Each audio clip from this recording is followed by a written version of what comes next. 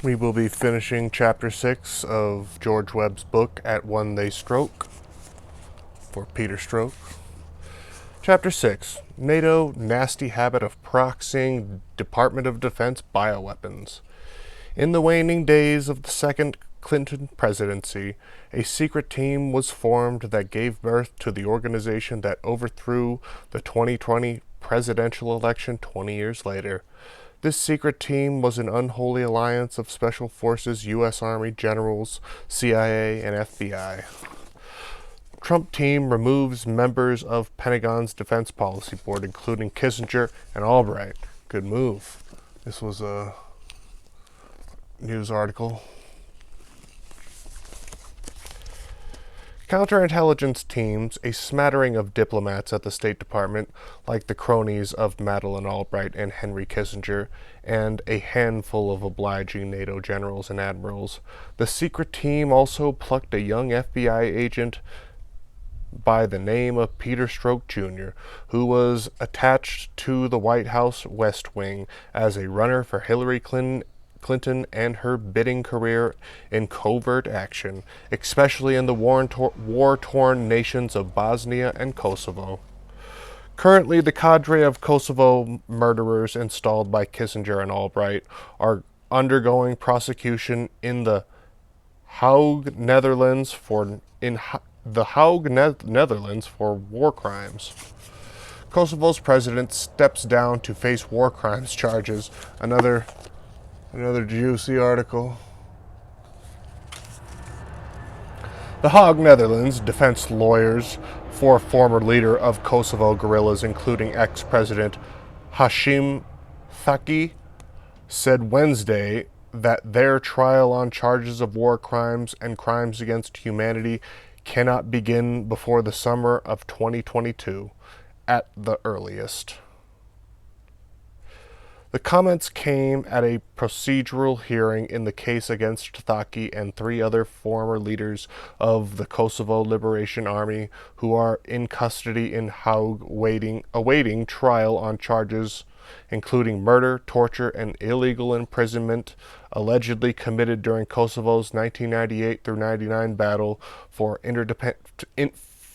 independence from Serbia. They deny the allegations. A prosecution lawyer told the hearing at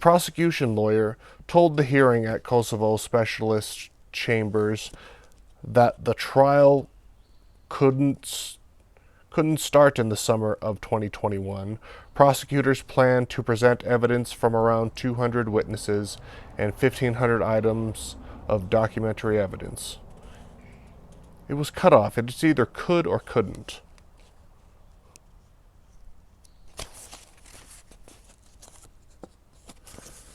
More.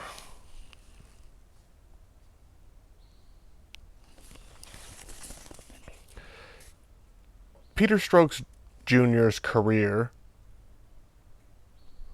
closely mirrored the career of his father. Peter Stroke Sr., a CIA man of action in 4 continents, including actions in Haiti, various other African countries, Iraq, Afghanistan, and numerous other hotspots across the globe. What did this secret team specialize in? The Stroke secret team specialized in overthrowing countries with dictators or strongmen that could be vilified in the world press to the point where United Nations assistance was triggered for the oppressed people of that country, even if those oppressed people were flown in from training camps in Syria, Turkey, Albania, Kazakhstan, Kyrgyzstan, Uzbekistan, Tajikistan, Afghanistan, and Pakistan. Bosnia side, this is a not WikiLeaks, but Wikipedia article on the Bosnian side. Main article, Bosnian Mujahideen. Excuse me, it's a little bit small. Further information, okay, I can't pronounce that name. Volunteer fighters often colloquially, damn, I can't say that word. Volunteers often colloquially called Bosnian Mujahideen. were primarily from Afghanistan and Arab countries through Muslim volunteers arrived from all around the world, including Asia, North Africa, and Europe. Estimated numbers vary widely depending on sources. Number vary from 500 to 4,000. The military effectiveness of the Mujahideen is disputed, although former U.S. Balkans peace negotiator Richard Holbrooke said in an interview that he believed the Bosnian Muslims wouldn't have survived without foreign help, as at the time a UN arms embargo uniquely diminished the Bosnian government's fighting capabilities. He called the arrival of the Mujahideen a pact with the devil, from which Bosnia still is recovering. On the other hand, according to General Stjepan Sibir, the highest-ranking ethnic Croat in the Bosnian army, the key role in foreign volunteers' arrival was played by Tudman and Croatian counterintelligence, with the aim to justify the involvement of Croatia in the Bosnian War and crimes committed by Croat forces, although the Bosnian president Alija Izetbegovic regarded them as symbolically valuable as a sign of the Muslim world support for Bosnia. They appeared to have made little military difference and became a major political liability. Peter Stokes Sr. had worked in all these countries developing radical Islamic fundamentalist armies with the help of one CIA operative named Cofer Black and his radical Muslim superstar Osama bin Laden. These armies would be used over and over again to be moved like pieces on a chessboard to conflict areas to trigger UN and NATO funding. A brilliant money-making scheme, I must say. For the UN funding that was triggered in Kosovo in 1999, the CIA ensured a continuous stream of cash for training covert mercenary armies that continue to this day. This NATO funding bonanza wasn't just limited to Kosovo. The Strokes were also involved in Haiti. NATO funding with the MINUSTAH force that had been installed there for 20 years. In fact, there is no less than 15 of these money pipeline peacekeeping missions in Europe, Asia, and Africa. See UN peacekeeping graphic.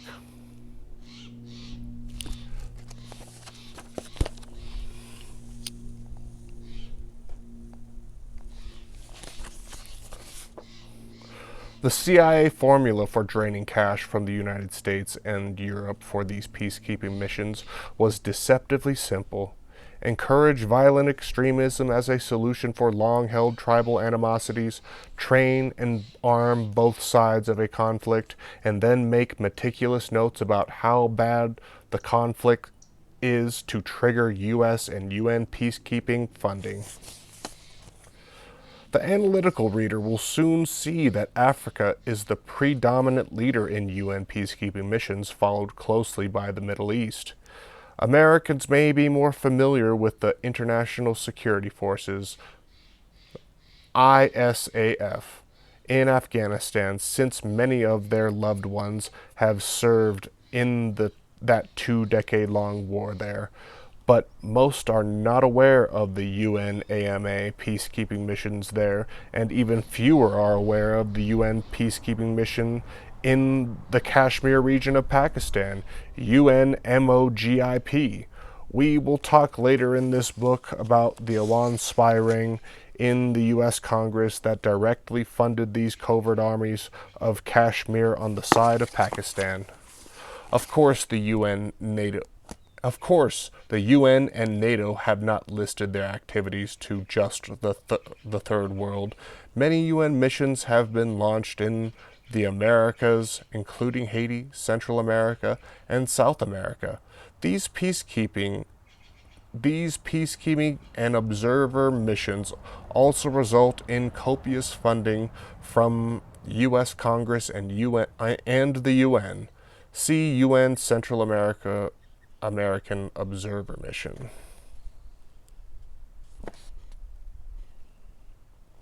In fact, if an analyst wanted to document the covert actions of the CIA in training forces to overthrow governments, pinning the UN peacekeeping missions and hotspots on the map would be the easiest way to start.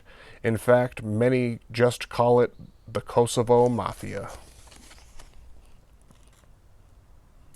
Another way to track the CIA's nefarious activities would be to track the encrypted communications devices the CIA gives to rebel groups.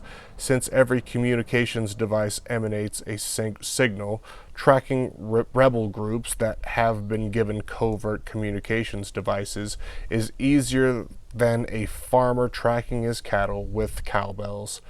The CIA's preferred device for sending cryptic mission codes is the venerable BlackBerry mobile texting device, made famous by Hillary Clinton, Huma Abedin, and Anthony Weiner in the Hillary Clinton email case.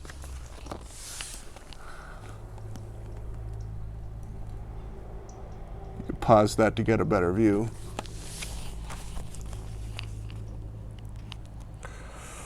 BlackBerry Messenger application encrypts data traffic in transit between the BlackBerry server and BlackBerry devices automatically. Number 1. A private encryption key is stored in the user's secure mailbox account. Number 2. Data sent to and from the smartphone is encrypted using a private key retrieved from the user's mailbox. 3. Encrypted information travels securely to the smartphone when it is decrypted with the key stored there. The blue line was application. The red line was email and messaging. Yellow was voice. Almost all of Hillary Clinton's 650,000 emails were in fact BlackBerry device messages between State Department or Teneo Corporation employees. The Hidden Hand. George Webb, published on August 12, 2019. Doug Band, Teneo Connections to Jeff Epstein. That's the focus of 10X, of this joint venture between the Clinton Foundation and these, what we know of as Russian oligarchs, but really they came from either a combination of organized crime in the Ukraine area or the combination with ex-KGB, the heads of these organizations, with the ex-KGB, the heads of these organizations. This is the one that Jeff Epstein really focused on. And that's the end of that one.